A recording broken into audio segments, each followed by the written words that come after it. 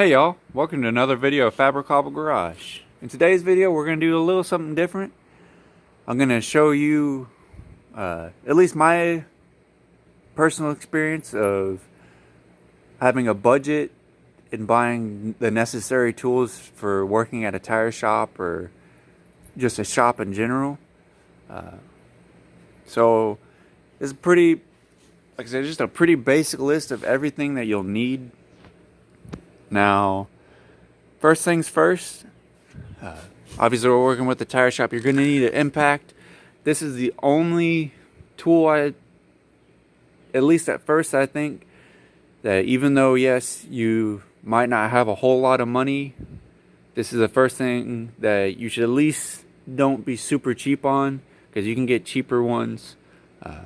But this impact is a SunX Tools impact. You can get these at O'Reilly's for just at $100, I believe, which for impacts is still kind of cheap, but as far as all the other tools, it's pretty much one of the most expensive. This is basically a copy of another impact that's well known, that's super durable, and personally I've had it for pretty much a year now, and it's pretty durable and it works really well and it hits really hard. This particular impact, it's got forward reverse on this selector here. You just click it either way, and then you can, if you can see it in there, it's got the numbers where you can select between them how hard it hits. It will not come with a little fitting. Pretty much all the impacts don't. You'll have to buy one. I got mine at Harbor Freight. They sell them like $1 a piece, and you can get 2 packs and stuff like that. Yeah, so that's the first thing. That's really the only super expensive thing that you'll buy. But like I said, you don't really want to cheap out on that one. Next thing is your air chuck. I got this one, I believe, at Harbor Freight, and it's just clips on, and it works really good. It fills up real quick, and then you'll need, with this setup, you'll need an air pressure gauge. They do have gauges where you can just, it's all built in, and I did have one of those, but it had got broken, and I went back to what I had at first. The next thing you'll need is a torque wrench.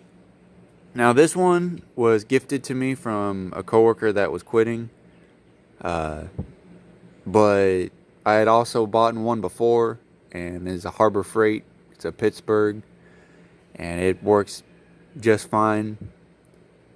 You're not supposed to leave, if you don't know, you're not supposed to leave your torque wrenches to whatever setting you left it at. So if you put it at 100 or 120 to torque down the lugs on a car, once you're done, you're supposed to put them away or put it back to 0. Some people do, some people don't. And also, if you don't know, when you do torque, you're supposed to do a star pattern, just like anything. You want to tighten it equally and evenly. The next thing that you'll need, and this is pretty much just the list if you're just at a tire shop, is just these 6 things. Well, there's only 5 here, but there should be 6. Next thing you'll need is obviously your socket for your lug nuts. Now they do have a special socket that's 2-sided, or 2 of them actually for the different sizes, that you can just flip it over. But I went ahead and just got this because this right here, oh, I forgot to mention that your torque wrench, if you get it from Harbor Freight, it's only like $30 or $40, which isn't too bad. And then it's only $20 for this set, and it'll have all your sizes that you need for your lug nuts, as well as some other ones for if you ever have to do other things. And then as far as if you're just at a tire shop, the last thing you'll really need is a dead blow or just a rubber mallet for when tires get stuck, because sometimes they do. I think the dirt gets wedged in between the tire and the rotor or the drum, and it causes it to get stuck. So you need to hit it on the backside. Now what you'll do is, if you come across that, you'll take all the lug nuts off, but put one on just loose, just 5 or 6 threads in, turns in, and then hit on the tire, on the rubber, on the back of it. And sometimes you got to hit it as hard as you can, because sometimes they get real stuck. And then also I got this Hercules, just Harbor Freight special tool bag, to carry my stuff around until I got my toolbox, and it worked out pretty good. It wasn't too expensive. Now, if you're at a tire shop that also does oil changes and stuff like that, and then like the shop I was at, you'll also need these things. This is another Harbor Freight, just Pittsburgh socket set. It's a impact resistant sockets. Comes with both your extensions for 3/8 and 1/2 inch, and the 1/2 inch drive extensions here. You have your 1/2 inch and your 3/8, and then an adapter. The reason why I decided to go with these impact sockets is because if you ever need to use an impact on it or anything like that, you have absolutely no issue doing so. Now, obviously, chrome sockets are skinnier and fit better in some cases, but for most cases, what you'll be doing, this will work just fine. It worked just fine for me. And this was, I believe, only $20 or so. And then you obviously need a ratchet. This is, once again, Harbor Freight. Now, as you can tell, most of the tools that I do have here are Harbor Freight. There's absolutely nothing wrong with getting a Harbor Freight tool. Yes, they are cheaper, and some of the tools are cheaper made and don't hold up. But if you notice, most of the stuff that I did get from Harbor Freight are the sockets and everything, and stuff that is pretty dummy proof. This ratchet worked out pretty good for me. The only note that I have about it is, as you can see, it's held together by these two Torx head screws.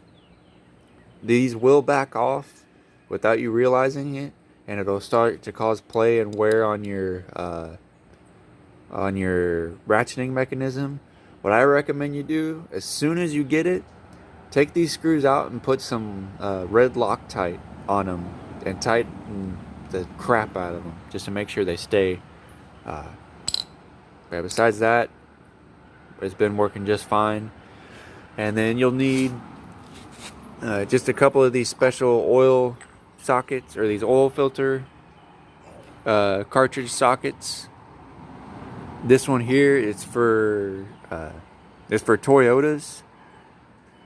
This one was also gifted to me from that coworker that was quitting. I'm not exactly sure where you can get this exact one, but you can get this socket at your normal auto parts stores for pretty cheap.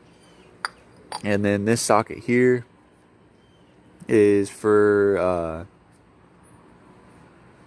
believe this one's for the Chevys. Some of the Chevy cars, they have this, or have a capsule or a cartridge oil filter, and you'll need this socket.